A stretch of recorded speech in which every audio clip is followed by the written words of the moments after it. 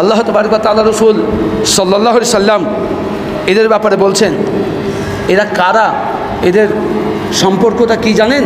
আল্লাহ তাবারক ওয়া তাআলা বলছেন, ইন্নাল মুনাফিকিনা ওয়াল মুনাফিকাতি বা'দুহুম মিন বা'দ, ইন্নাল মুনাফিকিনা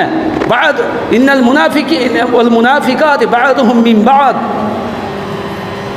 মুনাফিক, একজন মুনাফিক আরেকজন মুনাফিক, এরা হলো একে অপরের বন্ধু। মুনাফিক এরা হলো একে অপরের বন্ধু। এদের কাজ কি? ইয়ামুরুনা বিল মুনকারি ওয়া ইয়ানহাউনা আনিল মা'রুফ।